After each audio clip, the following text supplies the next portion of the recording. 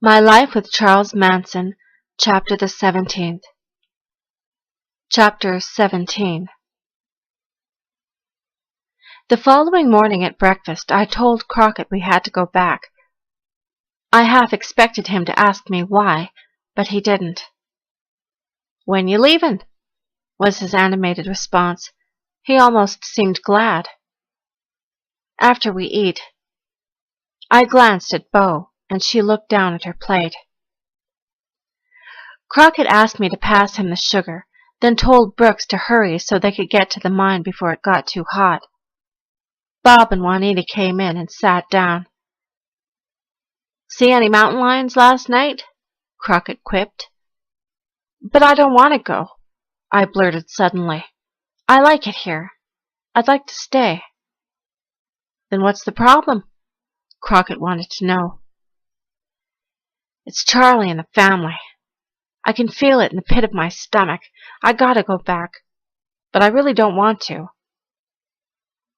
Crockett sipped at his coffee. Then he looked at me. "What kind of agreements you got with this man?" "Agreements? I don't have any agreements." As I spoke the words, it dawned on me what Crockett was driving at, what he'd been driving at for the most part of 3 days. I realized that I had all kinds of agreements with Charlie. I'd agreed to helter-skelter, to spending the rest of my life, even eternity, with the family, to Charlie's philosophy, to all kinds of things. Crockett leaned back in his chair and rolled a cigarette from a can of Bugler. "Why don't you go down and ask Charlie to release you of all your agreements? Then you'll feel free to do something else." "Think he would?" "How the hell do I know? Ask him and find out." I watched as Crockett exhaled 2 streams of smoke through his nose. "I will," I said. "Ask him to release me," Brooks said. "Me too," Juanita chimed in. "And me," Bo sputtered, setting down her cup. After breakfast, Crockett and Brooks walked Bo and me down to the mouth of the wash and helped us load the pickup with mining tools Crockett wanted dropped off in Ballarat.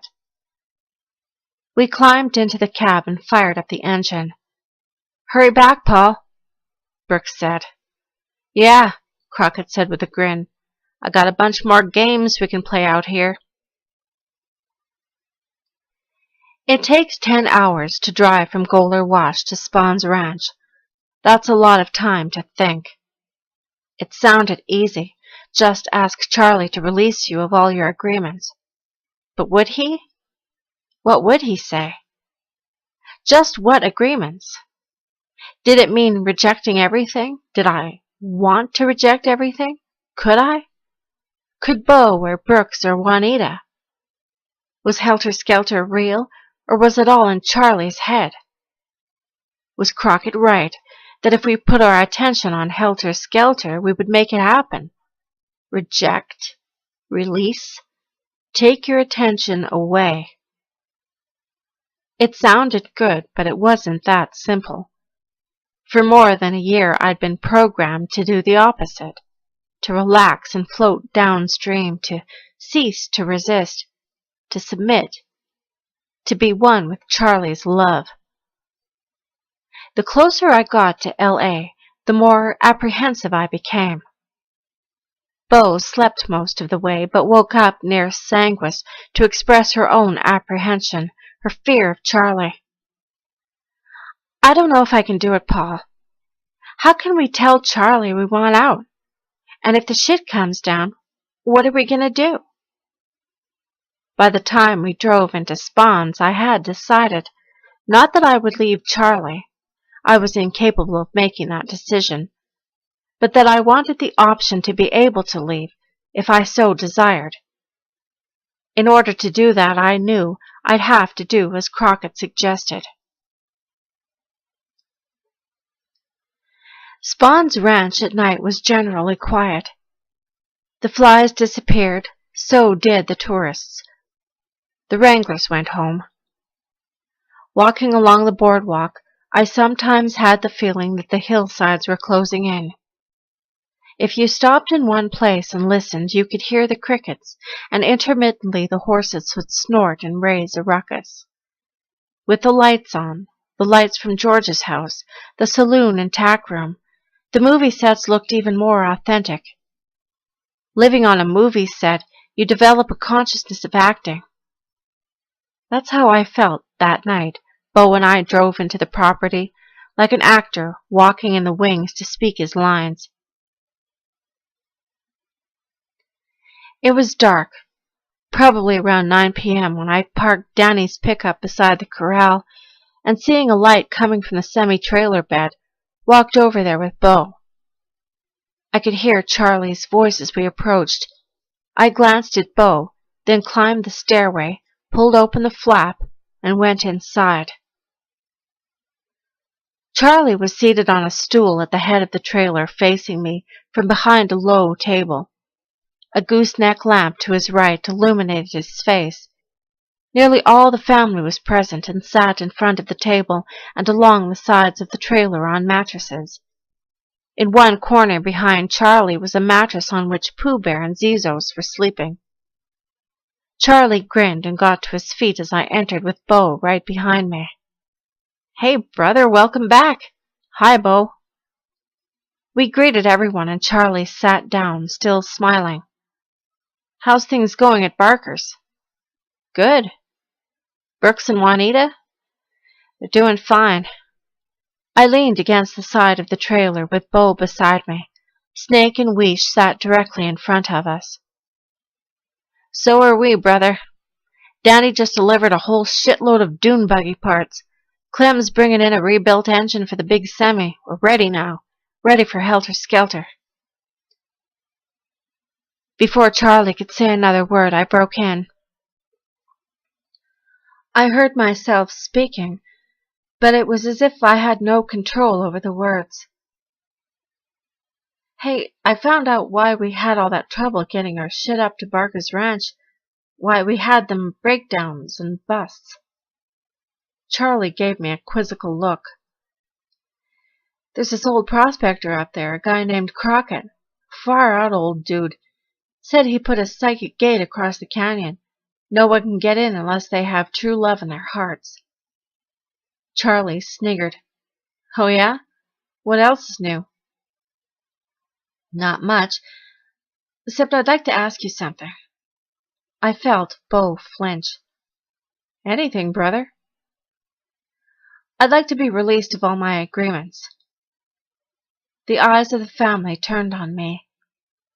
"Me too," Beau said. Charlie's hesitation was only momentary. His eyes were hard on mine. Then he laughed. "Agreements? Oh, sure, brother. I release you of all agreements." "Brooks and Juanita, too," Beau declared, her voice barely audible. Sure, I release you. Ain't no agreements." As Charlie spoke, I felt all his attention directed on me. But he didn't break stride. He went right on talking about helter-skelter and what was coming down, and that it wouldn't be much longer before we'd be going to the desert. It's hard to tell what Charlie was thinking, but what I had said clearly disturbed him. He may have thought that I was testing him, and probably figured, rather than start a scene in front of the family, he would confront me later, which is what he did. Just minutes after gathering in the trailer adjourned, Charlie came looking for me. I had left the trailer and walked down to the saloon to see if my BSA was still parked inside the door. I found it under a canvas tarp and wheeled it out on the boardwalk to check the ignition switch. When Charlie knelt beside me and asked me what I was up to, I told him I wanted to take the bike back to Barker's and use it to shuttle supplies up the canyon. "Yeah, sure," Charlie said, dismissing my remarks. "What's all this talk about old agreements? Who's this guy Crockett?" "Just a guy that's living up there with Brooks and Juanita. Him and a friend named Bob. They're mining gold up behind the ranch. I stood up, and Charlie stood beside me. What are they, pigs? Nah, Charlie. They've been filling your head with this agreement stuff. What's that supposed to mean? It just means I don't want to get hung up, man. I want to feel free to come and to... You are free. Anyone hanging on to you? Charlie's voice tightened. I don't see any chains on you. Look, brother, I'm one guy who knows what free is and what it isn't. We're all free here. We're not locked in the joint or in the heads of those straight piggy rat fuckers from Bel Air. We're free to lead the young love when the shit comes down. He flicked a hair from his eyes. Yeah, maybe you're right. Maybe we have been a little hung up, waiting around. But the time's coming. It's now, man. We're gonna have to show Blackie how to do it. Then we go to the desert, and there ain't no psychic gate that's gonna keep us out. Charlie rubbed his hands across his face. His eyes were bloodshot. He looked frazzled and wrung out. He said, Get some sleep, brother. It's a long drive. I got the BSA running, then grabbed a parachute out of the trailer and hiked up to the outlaw shacks. I'd no more than wrapped myself up inside the chute when I heard someone coming, then a voice. Paul. Paul. It was Snake. Yeah, over here. I could see her figure silhouetted in the doorway as she stepped inside, then walked over to the corner of the room where I'd laid down. She lay beside me, and I put my arm around her. You're leaving, aren't you? I guess so. Why? I'm not sure. I don't... But Helter Skelter's coming down. Yeah. Snake took off her dress and crawled inside the chute. Her body was cool and firm. She told me the scene was getting heavier, but that Charlie had said it wouldn't be long. She said, too, that she had missed me. I knew Charlie had sent her, but it didn't matter. What I had going with Snake didn't depend on Charlie. We made love and talked and listened to the crickets. Holding on to Diane Lake, her beauty, her innocence, was like holding on to all that was left of the family, wanting to keep it and preserve it, but not being able to. I slept for only about 4 hours. By sunrise the next morning, I was riding my BSA through the Antelope Valley, bound for the Barker Ranch. It was July 11th, less than a month away from the Tate LaBianca murders. I arrived at Barker's late in the afternoon and slept all that night and most of the next day. When I woke up and staggered into the living room around 5 p.m., Crockett was sitting at the table playing solitaire. Coffee in there, he muttered. Hot. I went into the kitchen and poured a cup, then walked in and sat down across from Crockett. Where's Brooks? Beats me.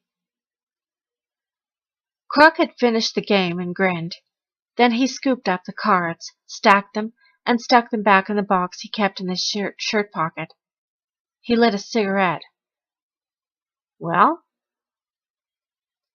I told him what had happened with Charlie, and that I wanted to stay at Barker's for a while. I told him I didn't know whether I was leaving the family for good, but that I wanted my freedom, and I wanted to learn some things from him, maybe about mining, maybe about music. What can you do? He asked at last. What do you mean? What are you good at? I can hustle. You can what? Crockett grinned. I'm good at hustling things. I can get things. You mean stealing? Nah, I don't have to steal. Can you hustle some food? We need supplies. It means driving to Vegas. Sure, no sweat. Good. You can take Stanley's truck. Who's Stanley? Bob Barry's brother. He loaned us his truck. It's down at the base of the wash. Green pickup? That's it. Crockett got up and fished inside his pants pocket. He pulled out some change and handed it to me. "That's all the money I got." 29 cents. Gee, thanks. And no stealing, just hustle. What about gas? Some gas drums in back of the truck, enough to get you there. Crockett handed me the keys and we walked to the front gate. I told Crockett I'd be back in a couple of days with all the food he could handle. Then I started down the canyon. I found the truck at the base of the wash and drove it to Ballarat. From there, I traveled by way of Shoshone, then cut across the Pahrump Valley to Vegas on the Blue Diamond Road, arriving late in the afternoon. Coming from Death Valley into Las Vegas is like leaving one dream to enter another. An oasis or nightmare, depending on your point of view. At night from a distance, it seems like one of civilization's crowning achievements. On closer inspection, it's nothing but a surrealistic mirage. By day, it looks like what it is, a string of casinos and motels flanked by run-down suburbs and a man-made lake. It has a border town ambiance and enough vice to soak blood out of a turnip. A safe way to come to Vegas, and the way many people leave it, is the way I arrived, broke. It was dark by the time I entered a casino on the Strip and cashed in my 29 cents for a quarter. With it, I played a slot machine and lost before adjourning to the parking lot to sleep in the pickup. I spent the next day hustling food. First, I hit the supermarket garbage bins and salvaged a few canned goods. There was some fruit and very ripe avocados, but without ice, they would never survive the trip back. After that, I cleaned up in a restroom and began a door-to-door campaign soliciting donations and food for a needy group in the desert. I got all I could handle. By 11 a.m., my truck was loaded with vegetables, fruit, boxes of cereal, spices, and poultry. I had 3 live chickens, a rooster, 2 watermelons, and 2 dozen eggs.